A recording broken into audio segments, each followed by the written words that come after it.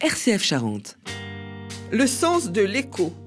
Une formation à l'économie, à la lumière des valeurs sociales chrétiennes, proposée par Philippe Senot, professeur agrégé d'économie, et Jean-Louis Ney, journaliste.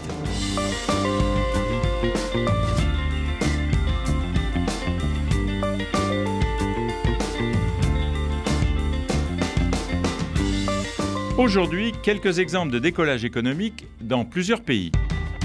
Le sens de l'éco. Dans notre précédent épisode, nous avons parlé de la croissance. Cette croissance qui, certes, ne garantit pas à elle seule le bonheur des êtres humains, mais qui permet indubitablement d'améliorer le bien-être matériel et d'assurer le plein emploi.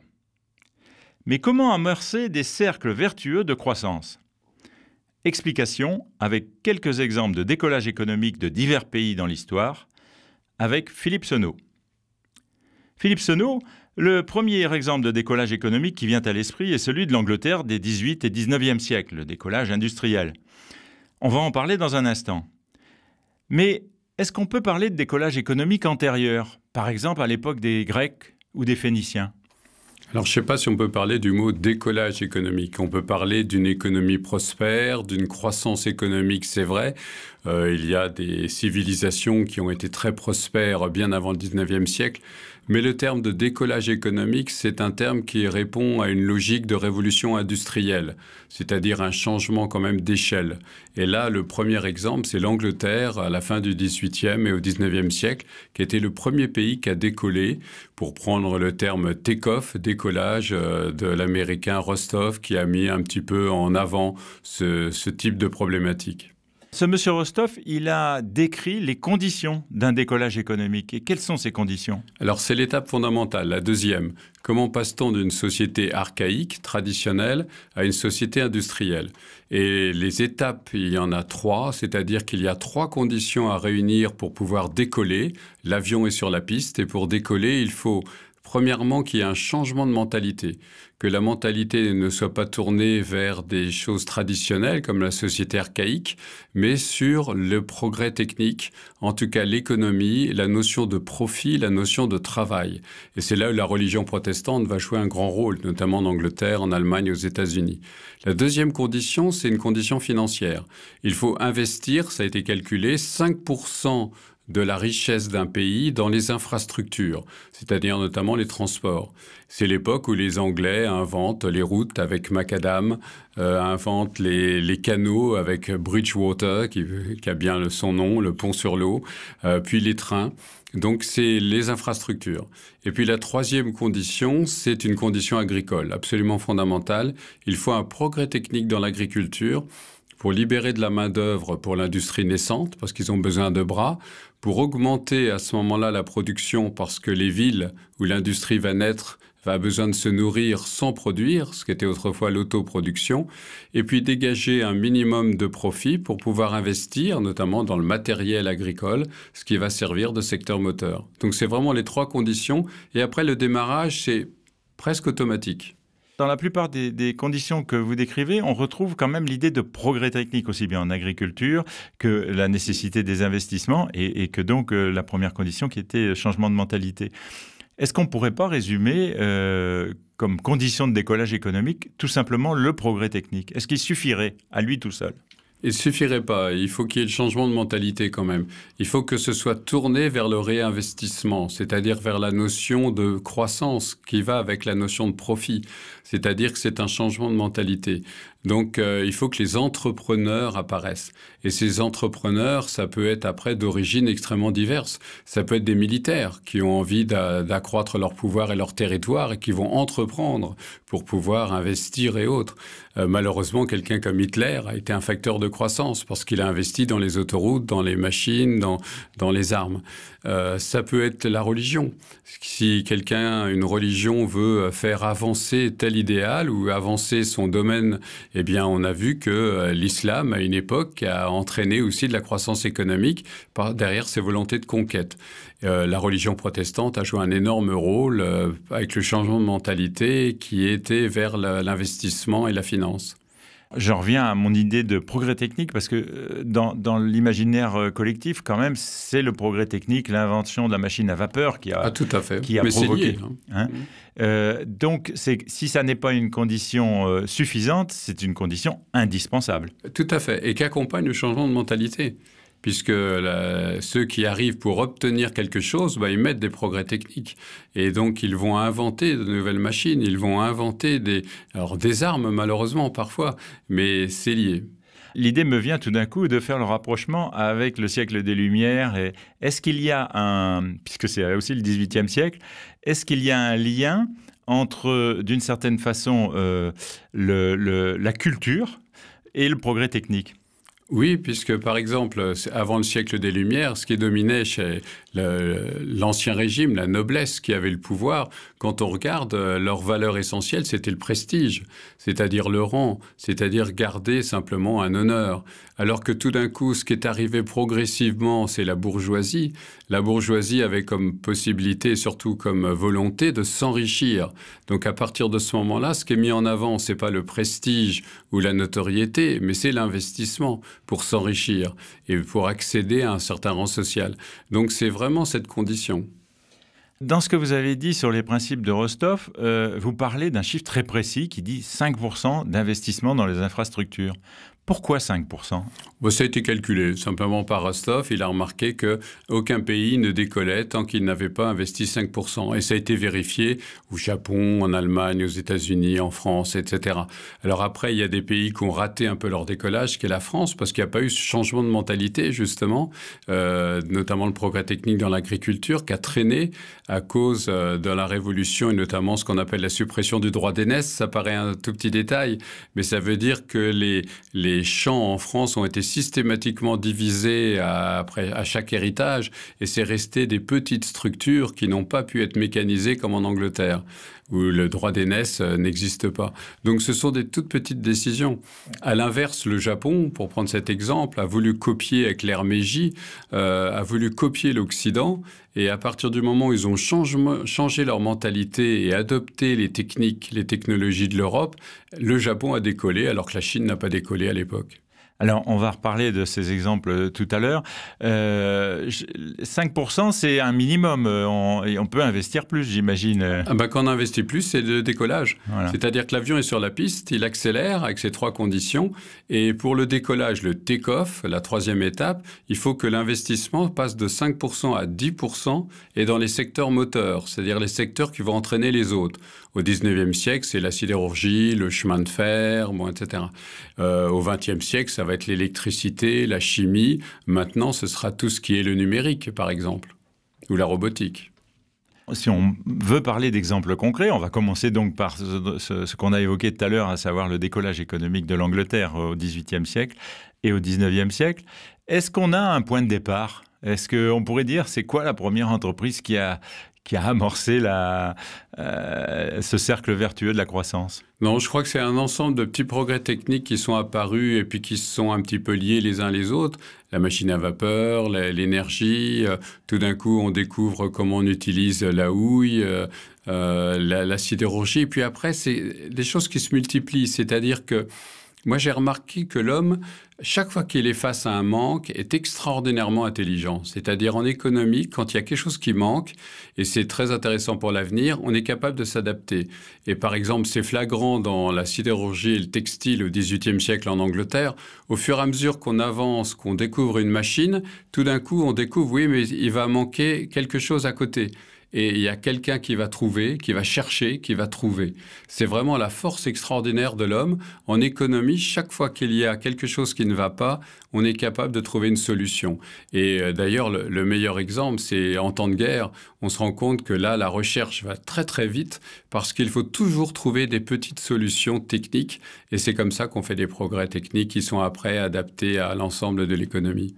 À besoin urgent, solution urgente, oui, d'une certaine façon. Tout à fait. Et je pense que pour l'avenir, par exemple, notamment l'avenir de la planète, indiscutablement, on se rend compte que dans la recherche d'une croissance un peu différente, où on tient compte des énergies, du manque de matières premières, etc., l'homme est capable de trouvailles.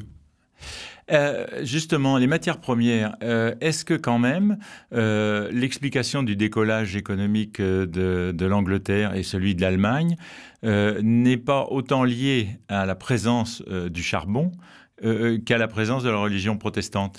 Alors, c'est ce qu'on a longtemps cru, mais dès qu'on observe la réalité sur la géopolitique, la réponse est non. De la même manière que dans des pays pauvres actuellement très riches en matières premières, il n'y a pas de décollage. Et si on prend l'exemple du Japon, le Japon n'est pas un pays béni des dieux. Il n'y a que 10% des terres qui sont exploitables. Il n'y a aucune matière première, si ce n'est du charbon dans l'île de Hondo. C'est un pays qui a trouvé la solution par le commerce. C'est-à-dire, si on n'a pas les matières premières, il faut avoir la volonté commerciale d'aller vendre des choses pour aller se procurer ces matières premières. Et ça a été le cas du Japon, qui est une réussite absolue sans matières premières.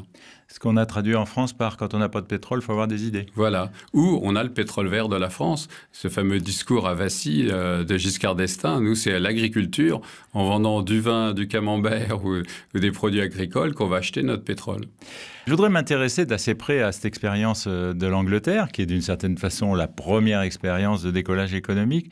Est-ce qu'on peut en décrire les étapes de manière un peu précise et surtout en la reliant au modèle de Rostov, où on trouve nos 5% d'investissement, où on trouve ce changement de mentalité? Qu'est-ce qui a provoqué ce changement de mentalité? Est-ce que c'est lié aussi d'une certaine façon à la démocratisation du régime? En partie, indiscutablement, mais c'est l'apparition de la classe bourgeoise. Je crois que ça, c'est clair. Au XVIIIe siècle, progressivement, autant dans la monarchie anglaise que dans les pays après, les autres pays d'Europe, la bourgeoisie progressivement arrive au pouvoir, soit par révolution, soit par évolution, comme en Angleterre. Et à partir de là, leur mentalité s'est tournée vers l'enrichissement, c'est-à-dire vers l'investissement. Donc à partir de là, la mentalité est là. Au XIXe siècle, donc le décollage, les conditions ont été réunies pour l'Angleterre. Eux, ils vont décoller leur take-off dès le début du XIXe siècle en investissant dans les secteurs moteurs, c'est-à-dire les canaux, le chemin de fer, la sidérurgie, et ils vont dominer un petit peu le monde avec ça. Ensuite, on passe à l'étape de la maturité. La maturité, il faut encore un effort d'investissement. Il faut arriver à 20% du PIB investi. Et là, ça se passe au XXe siècle. C'est-à-dire la maturité, l'investissement, au lieu d'être dans des secteurs moteurs, se répartit, s'équilibre dans toute l'économie. C'est-à-dire que les secteurs moteurs ont entraîné tout un tas d'autres secteurs secondaires. Et c'est 20% qui est investi. Et là, on est une économie qui devient mûre, c'est-à-dire en fait beaucoup plus équilibrée. Et on passe à ce moment-là, on considère qu'en Angleterre et même en Europe, c'est dans les années 1960, à la société de consommation de masse. C'est la dernière étape, l'étape sans fin, où on ne cesse de consommer, on ne cesse de produire. C'est la profusion, ce qu'on est en train de vivre finalement dans nos pays riches, où se pose à ce moment-là la première fois une question existentielle, philosophique. Faut-il continuer à avoir plus ou faut-il penser à être plus ? Et à partir de là, on en est au début d'une ère nouvelle, mais c'est justement une ère qu'on est en train de vivre actuellement où se posent les vrais problèmes, ce que le pape François aborde dans Laudato Si. Oui, alors vous parliez d'une ère sans fin, il n'est peut-être pas possible que ça soit sans fin, puisque les ressources sont limitées.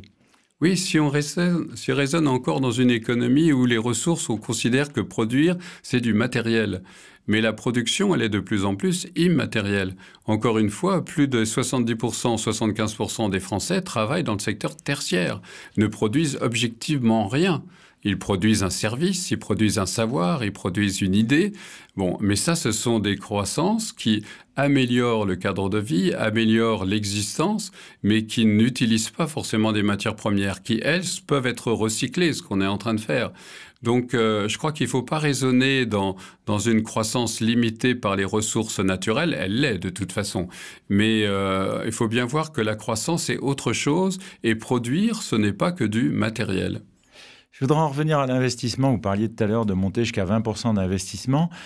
Pour bien comprendre, c'est de l'investissement tout compris, y compris l'investissement des entreprises. Ça n'est pas que l'investissement public. On est bien d'accord. C'est l'investissement dans le PIB. C'est-à-dire tout ce qui est investi. Actuellement, pour situer, la France investit 25% à peu près de son PIB chaque année.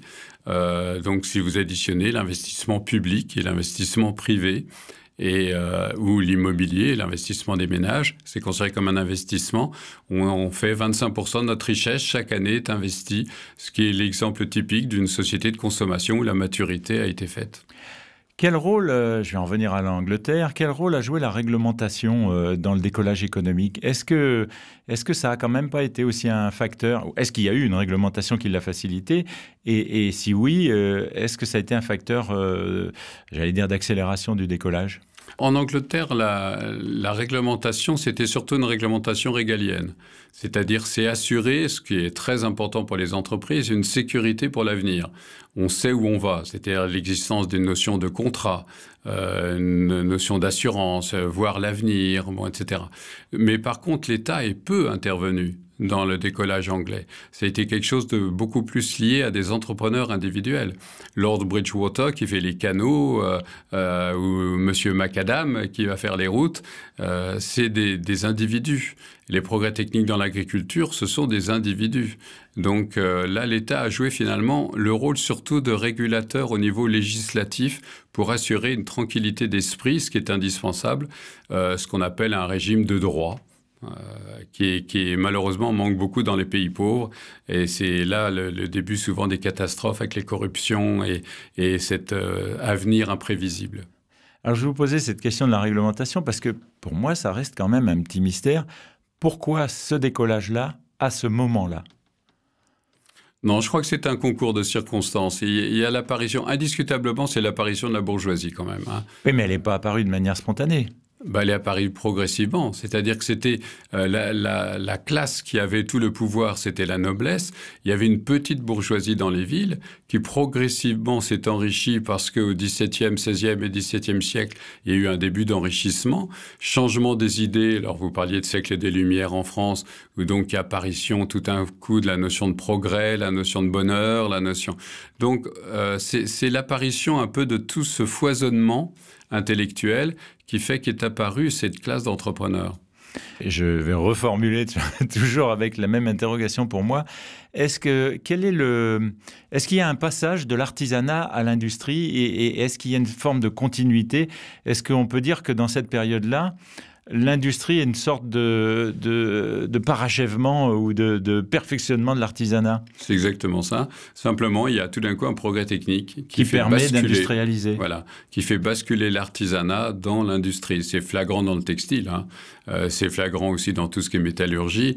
Ça existait, les techniques. Mais tout d'un coup, avec la machine à vapeur, ça change de dimension.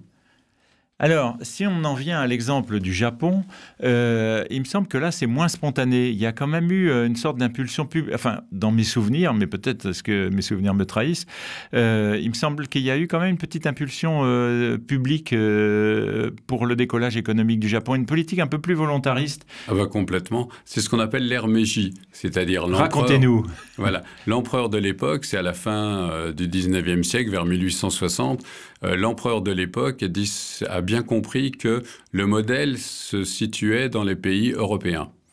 Et à partir de là, il a dit il faut copier pour que l'on puisse avoir une puissance, d'abord qu'on ne soit pas colonisé, puisqu'à l'époque, les pays commençaient à coloniser la Chine en ayant des comptoirs. Hein, et, Hong Kong, Macao, etc. Voilà. Et donc, ils ont voulu copier à tout point de vue. C'est-à-dire, copier, ça va aussi de la manière d'écrire, le droit à copier les constitutions de type française, le code civil. Donc, il y a eu vraiment une volonté aussi de copier l'industrialisation. Et progressivement, le Japon est devenu une puissance, a été la première puissance non blanche à avoir un pouvoir qui symboliquement s'est traduit par la victoire sur la Russie en 1905 avec des batailles navales qui sont des gros bateaux avec la sidérurgie, la métallurgie à l'européenne. Et donc, ça a été vraiment la réussite en copiant. Et là, c'est vraiment l'État, c'est-à-dire l'empereur qui a obligé de changer, à demander à toute son administration d'appliquer les lois européennes, de copier l'Europe.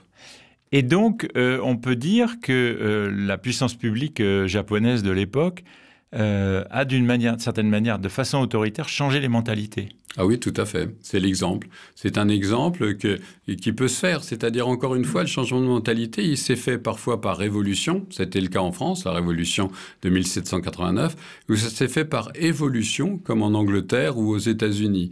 Donc, les différents moyens sont possibles. En Russie, ça s'est fait par la révolution en 1917 et en Chine en 1949.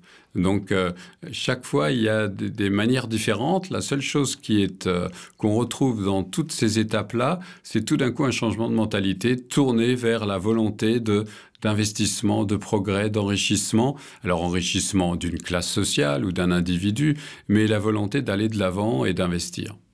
Alors, puisqu'on en parlait, venons-en à la Russie. La Russie a cette fois encore un autre modèle de décollage économique, mais décollage économique bien réel, qui est l'économie planifiée. Tout à fait. Et on peut dire que jusqu'à la 4e étape, ils ont absolument suivi le modèle de Rostov, mais différemment. C'est-à-dire en collectivisant toutes les ressources, les moyens, avec un État qui organisait tout, ils ont changé les mentalités. Ils ont obligé à investir le stakhanovisme. Il faut travailler beaucoup plus vite, etc. Ils ont mobilisé les finances en exploitant les agriculteurs, en sous-payant leurs produits, mais ça a dégagé de l'argent pour investir dans l'industrie lourde. Les secteurs moteurs, l'industrie lourde, et notamment l'armement. Donc ça, ils ont fait le décollage, absolument. Le décollage, même la maturité, on peut dire que dans les années d'après-guerre, ils ont obtenu cette maturité, c'est-à-dire que l'ensemble des secteurs s'est enrichi. Par contre, là, il y a eu un blocage, c'est-à-dire l'absence de liberté individuelle a complètement bloqué la société de consommation. Et donc, le niveau de vie des Russes a complètement stagné, avec des problèmes énormes d'approvisionnement, ce qui a entraîné la chute du communisme dans les années 90, avec l'observation progressive de la différence entre l'Ouest et l'Est de ce point de vue-là. Mais pour le décollage, le modèle socialiste est un modèle tout à fait efficace. Et d'ailleurs, beaucoup de pays du tiers-monde ont voulu copier ce modèle socialiste avec une certaine réussite. À la limite, Cuba en a été un exemple aussi. Si je comprends bien, la marche qui a été manquée par le modèle soviétique, c'est la marche de la liberté tout simplement, et notamment de la liberté d'entreprendre et de l'initiative individuelle qui peut, de manière, j'allais pas dire automatique, mais presque, combler les manques. Parce que quand il y a un manque, oui, la nature a horreur du vide, automatiquement, il va y avoir un individu qui va avoir l'idée de dire je vais exploiter ce marché qui n'est pas exploité pour l'instant. Voilà, parce qu'il y a une multiplicité des idées, des inventions. Les hommes sont fabuleusement inventifs. C'est d'ailleurs une des forces de l'être humain, ce que l'Église reconnaît, c'est notre domaine de liberté, on peut se réaliser. Quand c'est le plan avec des fonctionnaires qui sont à Moscou, parfois à 20 000 km du centre de décision, qui vont ordonner que la chemise doit être rouge et avoir tel nombre de boutons, etc., c'est ridicule. Et c'est inadapté à la réalité du terrain. Donc c'est là-dessus que c'est bloqué ce que Mme Carrère d'Ancos a très très bien montré en prévoyant la chute du monde communiste dès les années 80 en disant que ça va être ça le problème. Quand j'écoutais votre description du décollage économique du Japon, je me dis d'une certaine façon, ce modèle, il devrait être facilement applicable à l'Afrique, qui est le dernier continent, on va dire, avec l'Amérique du Sud peut-être aussi un peu, à un degré moindre. Comment se fait-il qu'on ne puisse pas imaginer un modèle à la japonaise pour faire décoller l'Afrique ? C'est une très bonne question parce que ce modèle japonais, on peut même regarder au niveau de la France. Enfin, dans les 30 Glorieuses ou ce qu'on a appelé le gaullisme, on voyait bien un général de Gaulle qui a organisé les périphériques, les autoroutes avec les caravelles, le progrès technique, etc. En Afrique, l'État pourrait le faire. Le problème de l'Afrique, c'est que là, il leur manque quelque chose qui a été cette application de la mentalité avec une éducation minimum et qui fait que le régime, les siècles des Lumières, ils ne l'ont pas vraiment connu au sens occidental du terme ou français du terme. Et la plaie chez eux, c'est la corruption. C'est-à-dire que vous n'avez pas un état de droit vraiment constitué.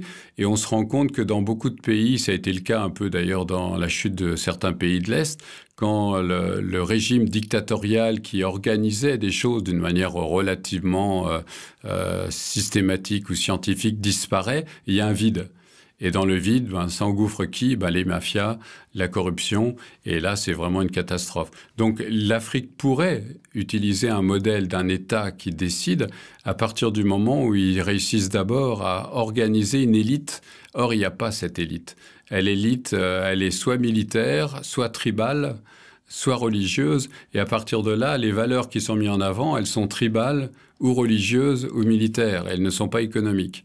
Donc, il va y avoir d'abord, je pense, un problème d'éducation à faire, une étape incontournable dans les pays pauvres. En 2 toutes petites minutes, puisqu'il nous reste peu de temps, est-ce que le modèle chinois est une sorte de modèle hybride entre le modèle soviétique et le modèle japonais ? Oui, c'est un peu un modèle hybride. Le maoïsme a buté un bon moment complètement sur une limite. Et lorsqu'ils ont libéré un petit peu l'économie et les initiatives, sorte de capitalisme ouvert, libéral, accepté, on voit bien que le décollage économique de la Chine s'est fait, mais avec un État omniprésent, un régime communiste omniprésent. Donc c'est vrai que c'est un régime un peu hybride, mais qui de toute façon va avoir une limite. Enfin, moi, je ne suis pas un spécialiste de géopolitique, mais j'en ai fait suffisamment d'études et je lis suffisamment de choses là-dessus. On sent bien que l'avenir de la Chine va être dépendant d'une évolution interne.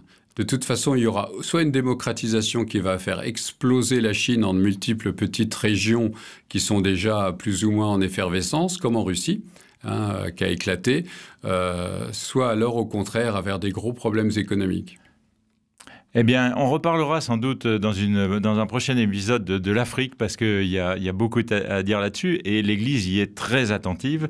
Est-ce qu'on peut dire aussi quel modèle paraît le plus pertinent à l'Église ? Alors, il n'y a pas de modèle particulier. Elle a tout un discours sur le développement.